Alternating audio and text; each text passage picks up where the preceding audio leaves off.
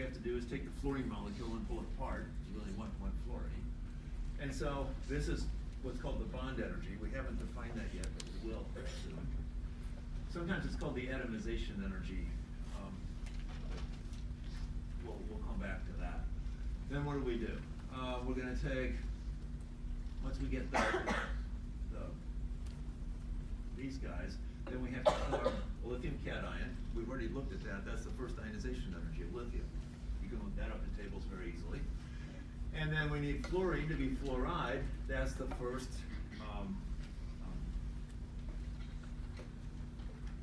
affinity energy. I couldn't remember that word there. That's the electron affinity energy for fluorine. And again, we can look that up. So everything from here all the way around to here, we can look up in a table someplace. What is delta H if you start here and go all the way around the cycle? So if you start at some arbitrary state and you go someplace else, so you make a couple of changes and then you make changes to undo the ones you just made and you end up exactly where you started, what's delta H for that? 0. So if you start here and go all the way around this cycle, delta H is 0. So all we have to do is add up all the delta H's all the way around this, and they all equal 0. We know all of them except this one. Okay? So what we'll do next time, again, it's a really tedious process. What we'll do next time, and I looked, and there's at least one LS problem that does this.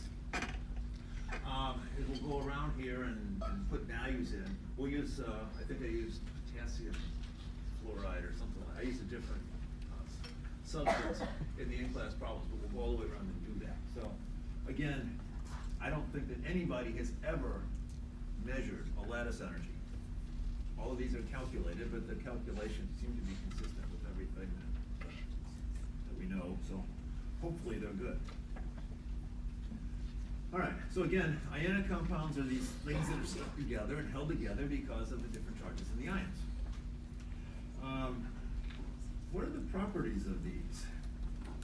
Well, ionic compounds are different than covalent compounds in a lot of ways. Ionic compounds tend to be hard. Sort of the classic ionic. What's the classic sort of poster child ionic compound? This is an ionic compound. And you had to pick something. The pressure was on. You had to make a decision right now. What would it be? Sodium chloride, salt. Okay, everybody knows about that. So if you think about that, it's a pretty hard substance, right? So they tend to be hard. Ionic compounds tend to be brittle, meaning they can crack and break. And they all have very high melting points. Why do they have high melting points? What goes on when you melt something? You're separating the particles, right? Why do they have high melting points? Because the electrostatic energy that holds those ions together is really strong. You have to overcome the attractive forces between the cations and the anions to melt these things. And that takes a lot of energy. As we'll see when we talk about covalent compounds, they melt at much lower temperatures. Those energies are very weak. Some things we've talked about already, they don't conduct electricity in solid state, right? Which means those ions are not mobile, they're basically packed. They'll come in water, then they dissolve sometimes, and then they'll conduct electricity. In the liquid phase, you can actually melt these things. You can melt sodium chloride, you can melt various ionic compounds, but you have to be careful doing it. Usually because if you try and do it in a container of some sort, these things melt at such high temperatures that usually the container will melt before the ionic compound melts, and then that turns into a real mess. So there's special devices you use typically to measure these, or to melt them. Why do they have the properties they do? Well, again, if you look at an ionic compound, it's just an alternating series of plus minus, plus minus, plus minus. When they break, they tend to form flat faces. So they don't, unless you really crush them and grind them, they don't become brittle. Now the salt you see in a salt shaker has been ground, to a fine powder. But if you look at, rock salt, like they dump out on the streets, you'll see it's got flat faces on it. And the reason those faces are flat is because typically when it breaks, it cleaves right along one of these boundaries here. And sometimes it will distort in the sense that everything will just slip down one level. And if you hit it hard enough or do it hard enough, then they'll completely separate. But typically, again, these things have flat faces. There's lots of minerals or lots of gemstones that are ionic compounds. And diamonds are not. But lots of minerals that they mine out of the earth that are gemstones, typically, again, have flat faces on them. Okay?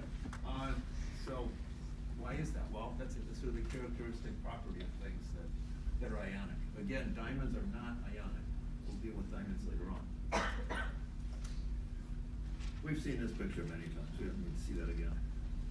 Okay, let's talk about melting point here. And let's go back and sort of revisit the charge test. Okay?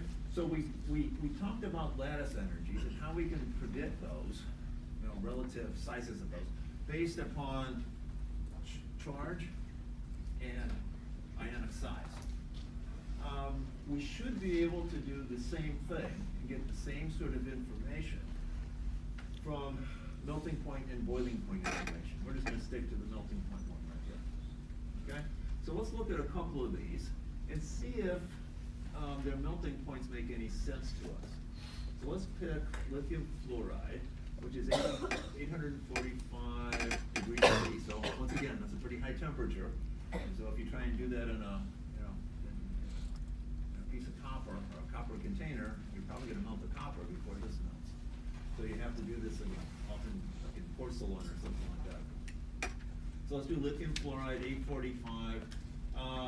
And here's potassium fluoride.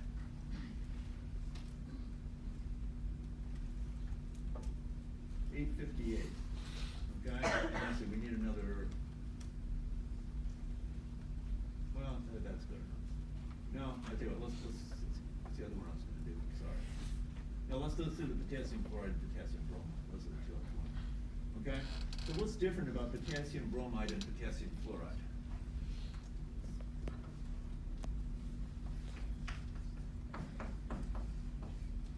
What's different about them? And what's the same about them? They both have +1, -1s, right? So if we're looking at trying to predict which one's going to have a higher lattice energy, do the charges matter? No, same. They both have the same cation sizes. So what's different about them? The size of their anions. Which one has the smaller anion? Fluoride or bromide? Fluorine is smaller than bromine, right? So fluoride is smaller than bromide. So we would predict what? Which one of these would we predict based on sizes has the higher lattice energy? Is it going to be the one where the distance between the cation and the anion is large, or the one where the distance between the cation and the anion is small? It's going to be the small one. So we predict this one has a higher lattice energy.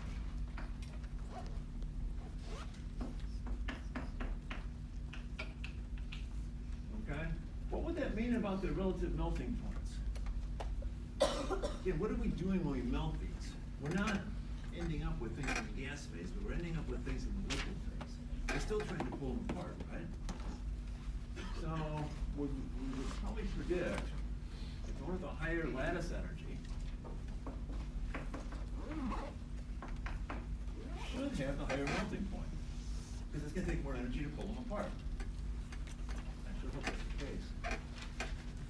So let's see, potassium fluoride is 858, and what was the other one? Potassium bromide is 734. Okay, so the one with fluoride, as opposed to the one with bromide, is 100 and something degrees higher. So again, the trend in melting points should pretty much follow the trend in lattice energies. It's not always perfect because there's other things involved in melting, but it usually works pretty well. Now, let's look at all of these and look at these energies here, or these melting points. You notice there's one that's really, all these are 3 digits. This one's 4. Magnesium oxide melts at 2,852 degrees C. I mean, that's really a high temperature, right? What does that tell you about the quantity of energy that's required to pull magnesium ions and oxide ions apart? It means it takes a lot of energy to do that. Why? Why does that take so much energy? Well, what's different about this versus all these other guys? Yeah, this is a +2 -2 combination. The higher the charge is on those cations and anions, typically, again, this is a Coulomb's law problem, the more energy it's going to take to pull those ions apart, which means it's going to be a higher melting point. Okay? So anytime, again, we can just completely ignore the size of magnesium and oxygen compared to the rest of these. The thing that really drives this and causes this melting point to be so high is because of the charges. So if you have a list of stuff and you want to know, ionic compounds, and you want to know which one probably has the highest melting point, or which one has the highest lattice energy. If you had to wager something, always go for the ones that have the higher charges. Okay? And then you can start comparing sizes once you've sort of taken care of the charge difference. So if I'm going to compare cesium bromide to sodium iodide, I'm going to work with size only. If I'm going to compare lithium fluoride to magnesium oxide, I'm going to work with charge. Okay? So next time, again, we've got a couple of the in-class problems that involve some of these. Next time we'll run through those. But you can see what's happening here. In order to do this, we have to be able to relatively efficiently be able to figure out which one's larger, which one's smaller, what are the relative charges. So once again, you don't want that to take you 10 minutes to figure out.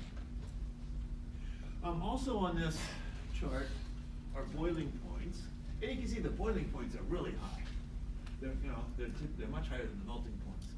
If you think about, again, what's happening there, the melting point is taking the ions apart. The boiling point is involved with taking them apart and also putting them into the vapor phase or the gas phase. And you can do that. It's not something you typically would do, very easily. But what happens here is these ions are attracted to each other so tightly, so strongly, that even if you bust them out of the liquid phase and you got ions floating around in the gas phase, they're going to find each other again, and they will recombine and they form what are called ion pairs that are in the gas phase. So even once you pull them out of there, they'll find each other and they'll recombine. So it's almost impossible under normal experimental conditions to get a gas of cations or anions, because they will find each other and recombine. It's a very energetically favorable process. Okay, so again, we'll do a couple in-class problems next time, but sort of the big scheme here is you should be able to look at a list of compounds, figure out which one has the highest lattice energy, which one has the lowest, which one has the highest melting point, which one has the lowest, and so on. Okay? All right, so ionic bonding is sort of one extreme. We transfer electrons, and then these things stick together because they're electrostatic charges. What we want to do now is look at the other sort of extreme of bonding, and that's covalent bonding. And in this case, or in the case of covalent bonds, no one species is going to steal electrons from the other one, which means we're not going to have charges that interact with each other. Okay? So this is more of a cooperative process. A couple of atoms decide that it's better off to share some electrons than it is to steal electrons from other ones. Okay? You can look at it as sharing versus theft if you like. Some atoms are bigger thieves than other ones. As we'll see in a little while, fluorine readily steals electrons. Okay? So it's probably the biggest thief on the periodic table. All right, so what's the deal with the covalent bond? Well, if we're going to understand a covalent bond, we should probably look at the simplest molecule, and that's hydrogen. So let's do a thought experiment here. Let's take one hydrogen atom. We'll put it here, and we'll put a nail through it so it's stays there. That one's not gonna move. And then we're gonna take another hydrogen atom, and we're gonna put it very, very, very far away from that one. And what we're gonna do is we're gonna move it in, and let it get closer, move it again, move it again, move it again, move it again, and keep moving it closer and closer and closer.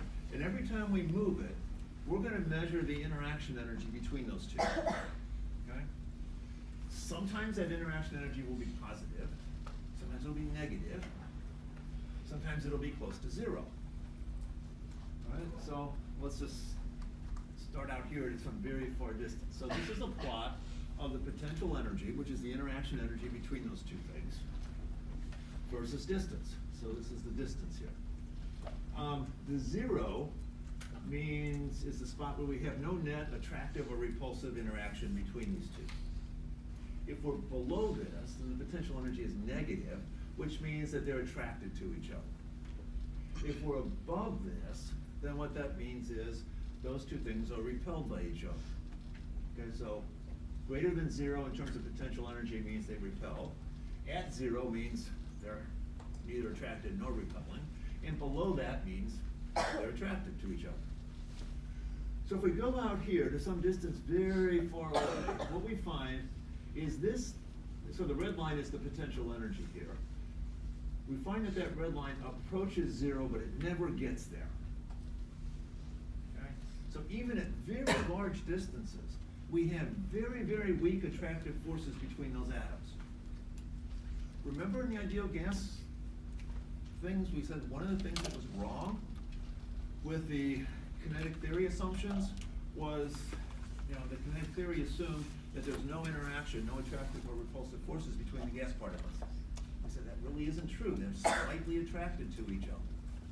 The reason those gas atoms are slightly attracted to each other is the exact same reason these two hydrogen atoms are weakly attracted to each other. We'll talk about that in the last chapter when we look at intermolecular forces.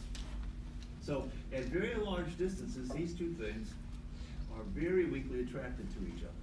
When we get down to some distance that we're closer, what happens is you see the energy starts to fall, which means as we move this guy closer and closer and closer, they become more attracted to each other. So we're starting to form a chemical bond. When we get down here to the minimum spot right here, which is at minus 432 kilojoules, then we're at the minimum energy. That's the energy associated with a hydrogen bond. So when we draw, and I don't mean a hydrogen bond like you hear about in biology. When I say a hydrogen bond here, I mean the bond that holds the hydrogen molecule together. We'll talk about hydrogen bonding in water later on. So when we draw a line like this that says we've got a hydrogen molecule and these two atoms are stuck together, what we're really saying is this line represents a potential energy of 432 kilojoules, okay? And you can see that we're below zero, so what that means is they're attracted to each other. Well, if they're attracted to each other, why don't they get closer? Why doesn't one just superimpose itself on top of the other one? If being close to each other is such a good deal. Well, let's look at this from a particle point of view. All right, so I've got one hydrogen atom, so there's one nucleus and there's the other nucleus. And then I've got one electron and I've got another electron. As those things start to come closer together, we have this whole collection of attractive and repulsive interactions. So the electron, the two electrons are attracted to the two protons, but the two electrons repel each other and the two protons repel each other. So the size of a molecule is really a compromise between a whole bunch of attractive and repulsive forces. And it turns out that at minus 430, or at this distance, which is 74 picometers, that's where we minimize the repulsive forces and maximize the attractive forces. If you go to some other distance, one or the other of those starts to become larger and it breaks up the molecule. Well, if we start to make it shorter, what happens? If we start to take this picture and push those particles closer and closer and closer together, they're getting too close. These two protons will repel each other, these two electrons will repel each other, and the repulsive forces become so large that the thing just blows up. Okay? So every molecule has this huge, steep, repulsive interaction, because the atoms can only get so close to each other. If they get any closer, they just won't exist. So we would expect, based on this, that we would find, if we just had a hydrogen molecule in the air out here, we would expect that it would have a distance of 74 picometers between the nuclei of the hydrogen atoms. And experimentally, that's pretty close to what you find. Okay? Now, you can't measure this red line directly. Measuring some things is not possible. This is one of the things you can't measure. You can calculate this. If you calculate it using the wave model of the atom, it turns out really, really, really well. So that would give us some feeling, or at least some confidence, that the wave model of the atom is reasonably good. You may remember that the Bohr model of the atom predicted the hydrogen molecule was unstable, should not exist. Okay? So at least our wave model is consistent with the formation of molecules, which is good. So again, that's sort of this potential energy, this is called the potential energy surface, is typically, again, what you find for any kind of covalent interaction. If you look at this from an atom point of view, you know the dot structures for hydrogen. Okay, hydrogen's got one electron. If hydrogen wants to have a filled shell, how many electrons does it want? It really only wants two, right? Hydrogen's in the first row. We want to fill the n equals 1 level, that's a 1s orbital. So these two guys, so this hydrogen doesn't say, I'm going to steal your electron. And this hydrogen doesn't tell this one, I'm going to steal your electron. So they don't become H plus and H minus. They basically work out a deal and say, okay, I'll share my electron if you'll share your electron. And so when we draw this line represents a 2-electron bond. That's the sharing of 2 electrons. So sometimes you'll see it drawn like this. Sometimes you see it drawn like that. But keep in mind, this is really, these kind of pictures are really just ways for us to count electrons. The 2 electrons in a hydrogen molecule do not sit between the hydrogen nuclei. Okay? We'll look at the pictures later on. But it really works well for us. This is a good picture for us, but it's terrible in terms of representing the real physics of this. So if we look at this from a molecular, from a wave model point of view, I mean, this treats electrons like particles, right? I know where they are. We saw a long time ago. We don't know where they are. So let's look at this from a electron wave model. If you do, well, the other nice thing about this is you can do it with a piece of paper and a pencil, and you're done. If you want to know where the waves are and how they're representing electrons in a hydrogen molecule, you're right away, getting out of unpacking a computer and getting a bunch of computer programs that's going to do that for you. You can't do this by hand. So what are the results? We'll look at the results of this. The results are consistent with, this sort of consistent with this sort of picture. So this would be the electron distribution inside of a hydrogen molecule. Here's a hydrogen nucleus and here's a hydrogen nucleus. And what we see, the peaks there represent where the electron density is highest. So you see in the region between the 2 nuclei, we have a lot of electron density. That's a bond. We'll look at some pictures later on where we have nothing between the 2 dots, between the 2 nuclei, and so that's no bond. So again, electrons are distributed throughout the whole volume of the molecule. They don't sit in between 2 atoms. So what we will do next time is work more with these sorts of pictures, and then we'll try and correlate those with more of these sorts of pictures, and we'll see if we can figure out some chemical properties.